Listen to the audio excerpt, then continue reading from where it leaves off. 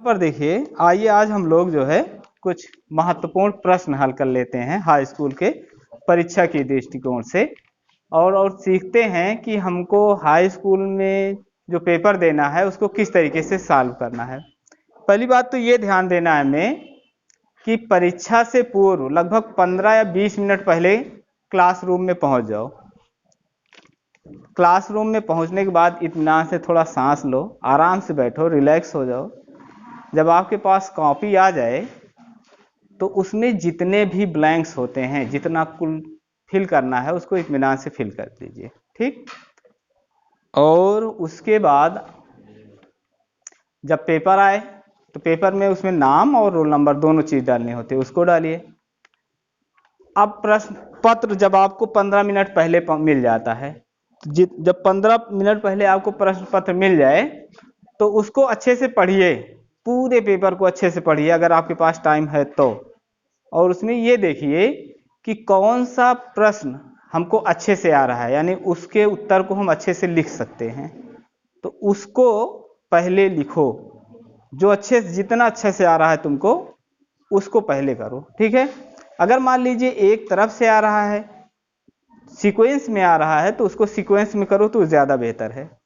आपको अगर विकल्पीय प्रश्न हल करना है तो विकल्पीय प्रश्न पहले चारों ऑप्शन लिखो विकल्पीय के, और उसके बाद जो ऑप्शन सही लगता है आपको उस पर टिक कर दीजिए, ठीक।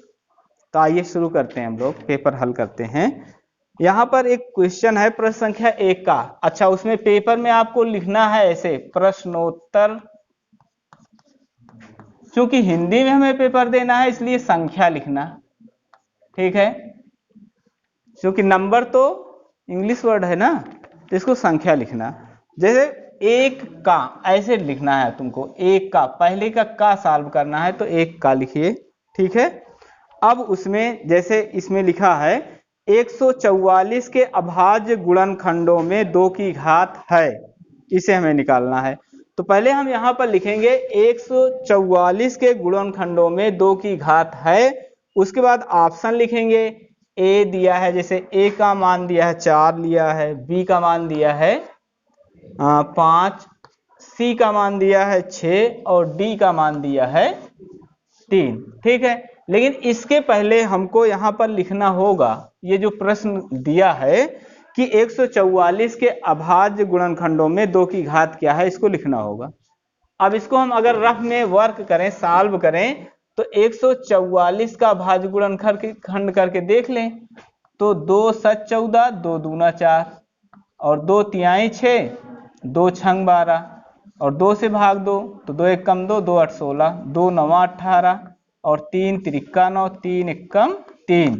हमसे जो प्रश्न में पूछ रहा है ये 2 की घात पूछ रहा है, तो 2 देखिए कितनी बार लिखा गया है, ये 1 2 3 4, तो इसको हम कितना लिख सकते हैं, 2 की घात 4। इसका मतलब ये है कि हम लिख सकते हैं 2 गुणे 2 गुणे 2 गुणे 2 बराबर 2 की घात 4।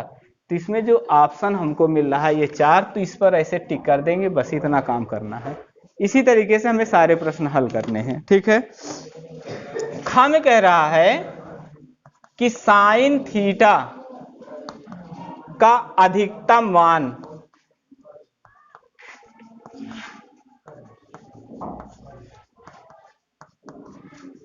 देखिए साइन का और कास का न्यूनतम मान -1 और अधिकतम मान 1 होता है। तो साइन थीटा का अधिकतम मान कितना आया हमारे पास, 1। फिर अगले प्रश्न कह रहा है एक परीक्षा में 7 छात्रों के प्राप्तांक 3 2 3 4 2 2 तथा 5 है। छात्रों का बहुलक क्या होगा, तो इसमें देखेंगे हम कौन सी संख्या है जो सबसे अधिक बार आ रही है। तो यहां पर एक संख्या 2 मिली, 1 2 3, 3 बार है। अगर ऑप्शनल दिया है तो जो ऑप्शन है उस पर चूज करेंगे, अगर ऑप्शनल नहीं दिया है तो उसमें लिखेंगे 2 की बारंबारता सबसे अधिक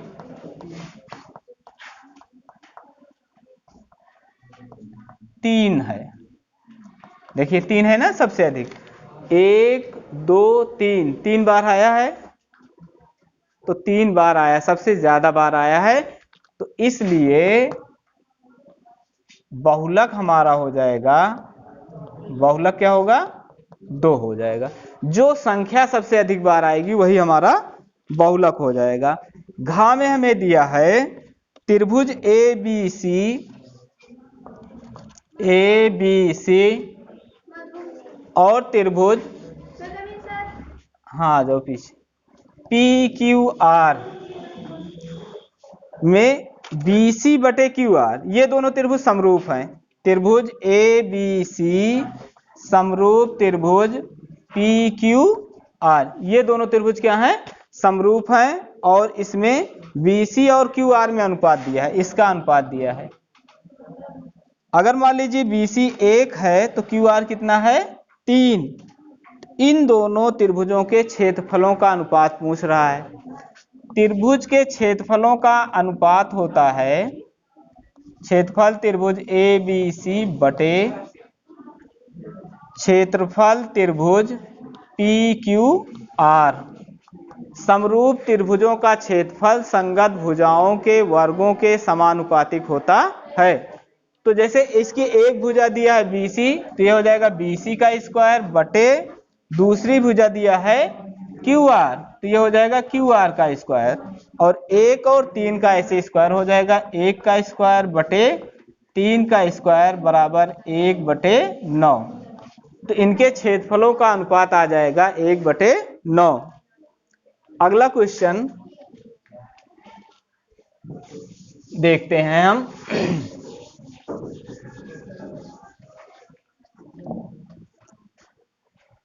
एक क्वेश्चन दिया है कि x प्लस वाई बराबर 10 का हल, इसका हल दिया गया है x बराबर 3m प्लस 2 तथा y बराबर 4, y बराबर 4। तो इसमें m का मान पूछ रहा है। देखिए जैसे इसमें x y का मान हमको दिया है तो इसी में रख देते हैं x y का मान, और उसके बाद देखते हैं m का मान क्या आता है। यहां पर देखिए x का मान हमको दिया है 3m प्लस 2, तो x के स्थान पे रख दें 3m प्लस 2, ये तो x का मान हुआ। और y का मान कितना दिया है 4, तो यहाँ पर 4 रखें बराबर 10 आ जाएगा। तो ये 3m बराबर 4 2 6 बराबर 10, तो 3m बराबर हो जाएगा 10 और प्लस 6 उधर जाएगा तो -6 हो जाएगा। तो 3m बराबर हो जाएगा 10 माइनस 6 4, तो m बराबर हमारे पास कितना आ जाएगा 4/3, ये हमारा आंसर आ जाएगा 4/3। ठीक। अगला क्वेश्चन दिया है एक लंबवृत्तीय छिन्नक की ऊंचाई 16 सेंटीमीटर, छिन्नक ये होता है हमारा,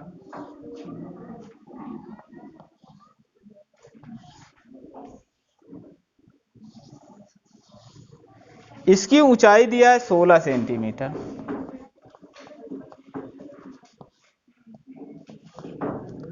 वृत्ताकार सिरों की त्रिज्याएं 8 सेंटीमीटर और 20 सेंटीमीटर हैं। जो बड़ी त्रिज्या है वो 20 सेंटीमीटर हो जाएगी और जो छोटी त्रिज्या है वो 8 सेंटीमीटर हो जाएगी।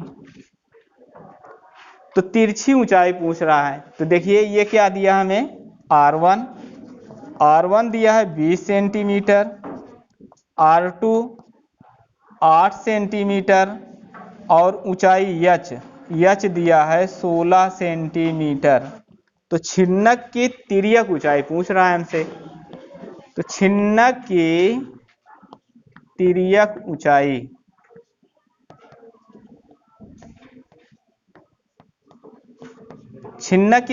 ऊंचाई L बराबर क्या होता है √R1 माइनस R2 का होल स्क्वायर। यही तो ये हो जाएगा कितना 20 माइनस R2 8, तो 16 का वर्ग कितना होगा 256, 20 में से 8 निकल जाएगा, बचेगा 12, 12 का स्क्वायर 144 हो जाएगा। और 256 144 कितना हुआ 400, और 400 का वर्गमूल 20 सेंटीमीटर। ये हमारा आंसर आ जाएगा। ठीक, अगला क्वेश्चन है हमारे पास a1/a2 बराबर b1/b2 बराबर नहीं है c1/c2 के, तब दोनों समीकरण का कोई हल नहीं होगा। अब मान रख देते हैं, a1 का मान 3 है, a2 का मान k है, b1 का मान -4 है और b2 का मान 3 बराबर नहीं है 7/-5 के। ठीक है, तो हमें हल कहां से निकलेगा, इन दोनों के से हल निकल जाएगा या इन दोनों से हल निकल जाएगा। ठीक है, तो यहां पर हम लेंगे 3/k बराबर नहीं है 7/-5 के। अगर इसको हम पलट दें तो यह आ जाएगा k/3 बराबर नहीं है -5/7 के। तो k बराबर नहीं है 3 बचे -15/7, या इसको लिखें 3/k बराबर -4/3 हो, -4/3। इसको पलटें तो k/3 बराबर हो जाएगा 3/-4। तो k बराबर आ जाएगा 3 त्रिका 9, यानी -9/4। तो k के दो मान आ सकते हैं, या k का मान -15/7 ना हो तब भी कोई हल नहीं निकलेगा, या k का मान -9/4 हो तब भी कोई हल नहीं निकलेगा। ठीक है, अगला क्वेश्चन है हमारे पास समीकरण 3x² -4x -6 = 0 का विविक्तिकर ज्ञात कीजिए। तो इसकी तुलना करेंगे हम, समीकरण की तुलना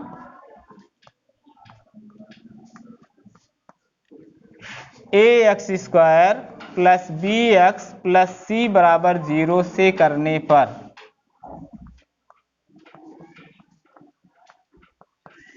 a बराबर हमको मिलेगा 3 और b बराबर कितना मिल जाएगा -4, और c बराबर कितना हो जाएगा -6।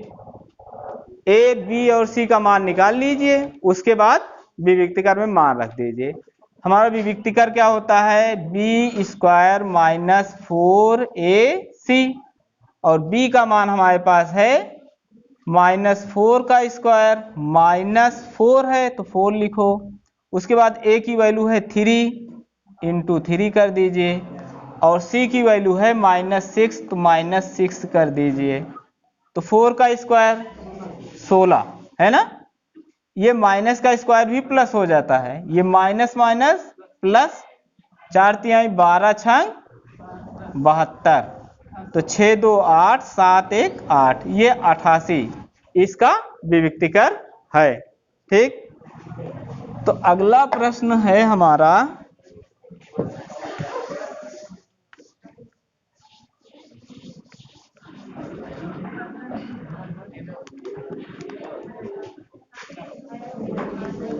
अगले प्रश्न में कह रहा है x अक्ष पर वह बिंदु ज्ञात कीजिए जो 2-5 और -2 9 से समदूरस्थ हो।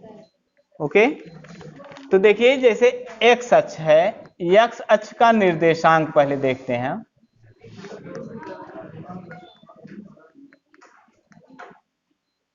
x अक्ष का निर्देशांक, x अक्ष पर x की वैल्यू तो कुछ होती है, मान लीजिए x की वैल्यू x है और x अक्ष पर y का मान 0 होता है, तो x अक्ष का निर्देशांक 0, x और 0 हो जाएगा। मान लीजिए एक बिंदु है जो x अक्ष पर है और इसका निर्देशांक है x0, और एक बिंदु इधर है एक बिंदु इधर है, इन दोनों बिंदुओं के बीच की दूरी, एक बिंदु है 2-5 और दूसरा है 2 ऋण 5। एक बिंदु है ऋण 2 और 9।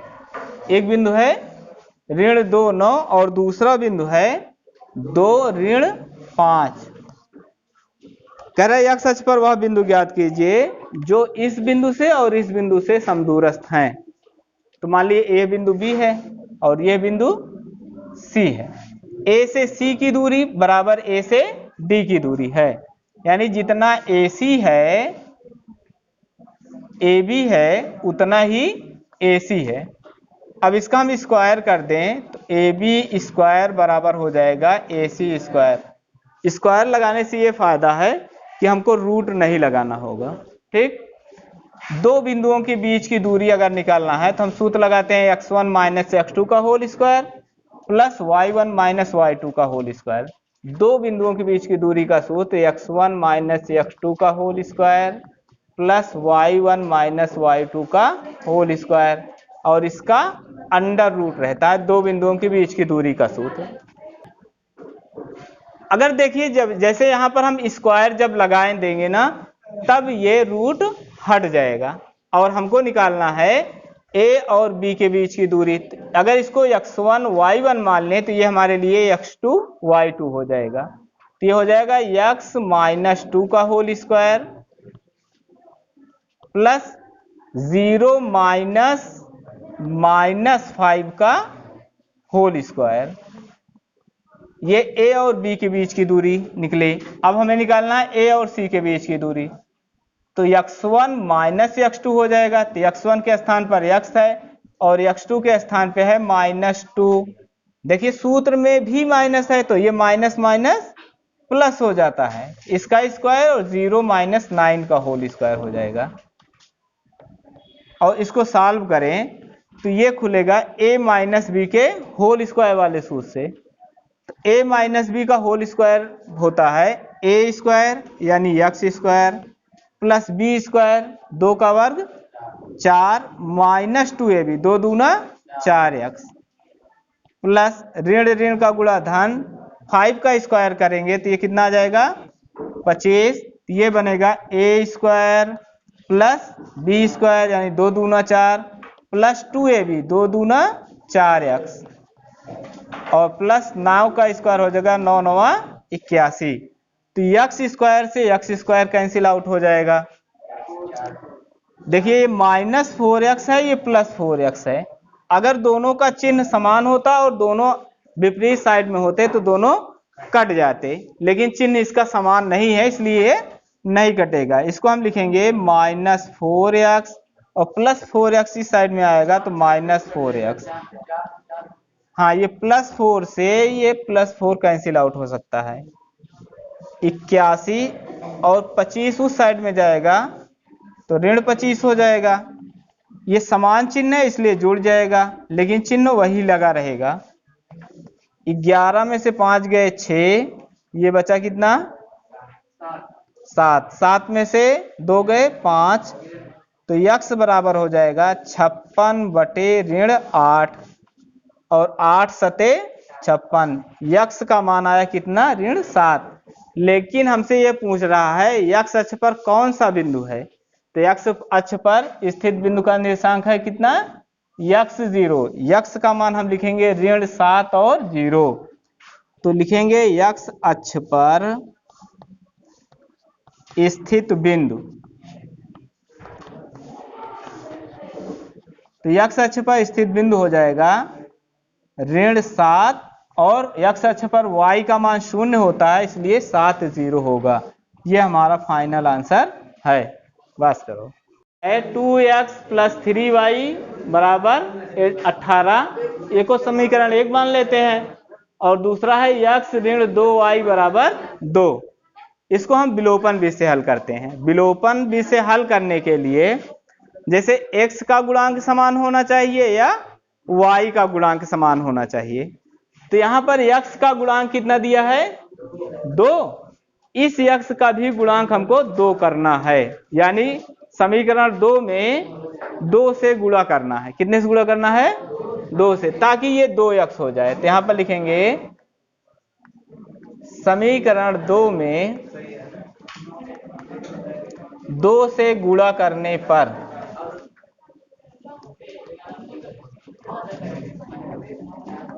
तो 2 से इसमें गुणा करें 2x हो जाएगा, ऋण 2 दूना 4x बराबर 2 दूना 4।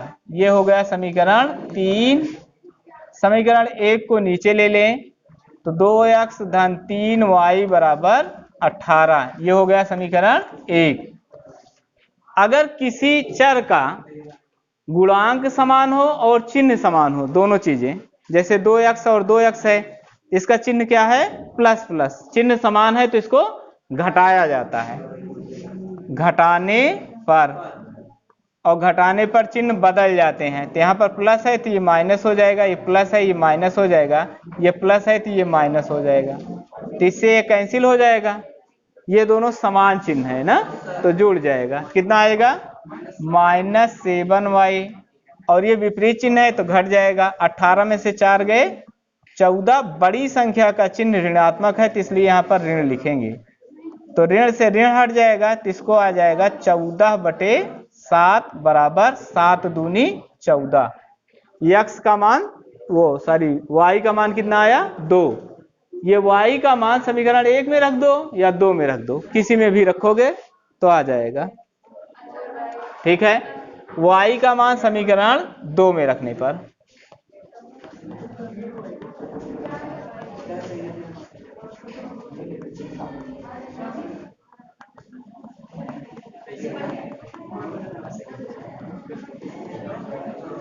तो y का मान समीकरण 2 में रखिए तो यहां पर आएगा x, माइनस है माइनस लगाओगे, 2 है 2 लिखोगे, उसके बाद y है y का मान रखोगे कितना? 2 बराबर 2।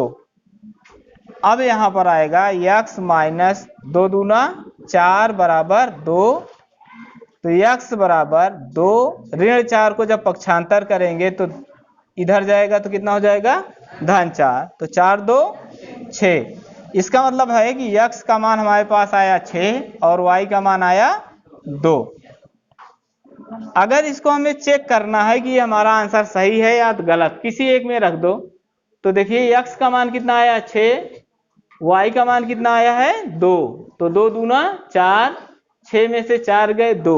अगर इस तरीके से आ जाए तो समझ लो हमारा आंसर सही है। ठीक, पॉज करो। सेंटीमीटर का एक रेखाखंड खींचिए, इसे 3 और 2 के अनुपात में विभाजित कीजिए, और वो भी अंतः विभाजित करना है। तो देखिए जितनी सेंटीमीटर की रेखा दी गई है रेखाखंड, उसको हमें खींचना है। 15 सेंटीमीटर का रेखाखंड खींच लेंगे हम। रेखाखंड AB खींच लेते हैं, इसकी लंबाई है 15 सेंटीमीटर, और इससे न्यून कोण बनाती हुई एक रेखा खींच दीजिए ऐसे। मान लीजिए यहाँ पर x है, इसका अनुपात 3 और 2 का अनुपात है। अगर 3 में हम 2 जोड़ दें तो हमें कितना मिल जाएगा? 5। इस रेखाखंड को हमें 5 बराबर भाग काटने हैं। देखिए यहाँ पे जैसे एक चाप ऐसे लो, यहाँ पे रख के ऐसे चाप लगाओ, फिर इस पर रख के एक चाप लगाओ, 2 3 4 और ये हुआ 5।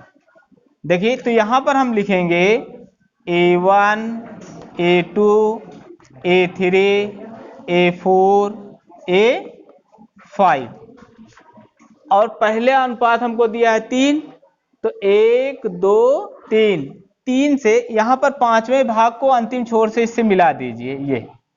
ठीक है, अब 3 पर इसके समांतर हमको रेखा खींचनी है। तो समांतर रेखा कोण के बराबर कोण करना होगा। यहां से एक चाप ले लीजिए, ऐसे एक चाप लगाइए ऐसे, यहां से ये वही चाप कम ज्यादा मत कीजिए, और यहां से लगाइए, ए पे रखकर 3 से लगा दीजिए ऐसे एक चाप। ठीक, और इसको नाप लीजिए ये कितना बन रहा है। ये जितना बन रहा है ये चाप नापिए और इसी चाप से यहां पर लगा दीजिए A3, और इस पॉइंट को मिलाते हुए एक रेखाखंड खींच दीजिए। ठीक है, ये AB को मान लीजिए P पर प्रतिच्छेद करता है, तो ये AP और PB का जो अनुपात होगा, AP अनुपाते PB,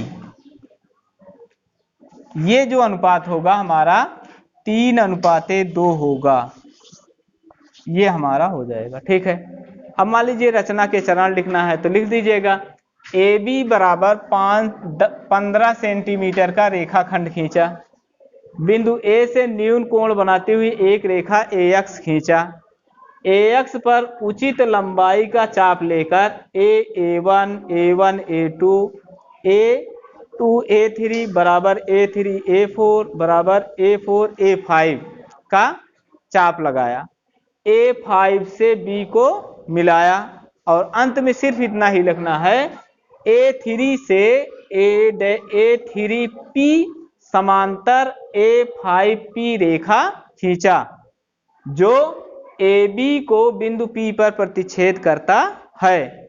आगे लिखेंगे AP अनुपाते PB बराबर 3:2। नीचे लिख दीजिएगा इति कृतम, इतना ही हमें करना था सॉल्व। देखिए अगला प्रश्न हमें दिया है यदि tan 2A बराबर cot A माइनस 18 तो A का मान ज्ञात करना है। इस तरह के प्रश्नों को हल करने के लिए हमें कुछ सूत्रों की आवश्यकता होती है, जैसे कि tan थीटा बराबर होता है cot 90 माइनस थीटा, ये सूत्र है। tan थीटा बराबर क्या होता है cot 90 माइनस थीटा, यानी tan 2A को हम लिख सकते हैं cot 90 माइनस 2A, यानी यहां पर थीटा के स्थान पे 2A है, थीटा के स्थान पर क्या है 2A, तो थीटा के स्थान पे हम 2A रखेंगे, तो यहां पर इसको हम लिख सकते हैं। अब हल करते हैं इसको, tan 2A बराबर cot A माइनस 18। tan को हम cot में कैसे चेंज कर सकते हैं, देखिए जो यहां पर हो वही यहां पर भी आना चाहिए, तो इसको हम लिख सकते हैं cot 90 ऋण 2A, चूंकि 90 अंश के लिए cot tan में चेंज हो जाता है, तो ये हो जाएगा cot A माइनस 18, तो cot से cot आउट हो जाएगा, तो हमारे पास बचेगा 90 माइनस 2A बराबर A माइनस 18,